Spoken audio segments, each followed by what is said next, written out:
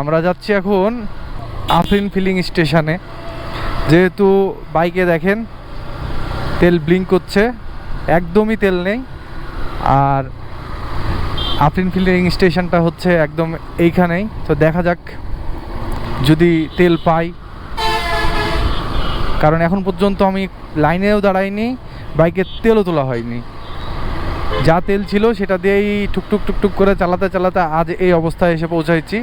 এখন আল্লাহ ভরসা যদি আজকে তেল পাই তাহলে খুবই ভালো হয়, না হলে লাইনে এই গরমের মধ্যে লাইনে দাঁড়ানোর মতো ইচ্ছাও নাই, ধৈর্যও নাই।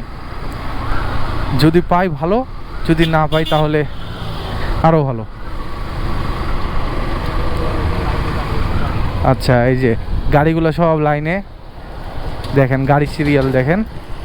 আর বাইকের সিরিয়াল হচ্ছে, ওরে ভাই,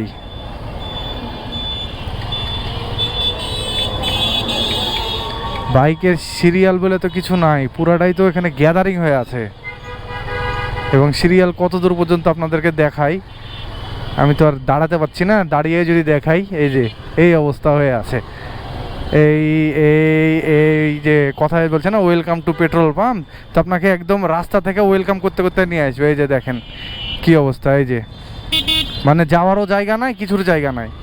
এখন এই যে আপনাদেরকে দেখানোর লেগে তো ঢুকলাম, এখন আমি বেরোতে পারবো কিনা আল্লাহ জানে। দেখি এই যে ওইখান থেকে এত দূর পর্যন্ত লাইন চলে আসছে। মানে এরা কবে তেল পাবে আর কবে বাইক চালাবে এটা আল্লাহ ভরসা। এই যে এখানে শেষ হয়েছে এবং আস্তে আস্তে লাইন আরও বড় হবে মনে হয়। তো যারা যারা আজকে তেল নিতে আসবেন চিন্তা করছেন, তারা সেইভাবেই প্রস্তুতি নিয়ে আসেন। ধন্যবাদ।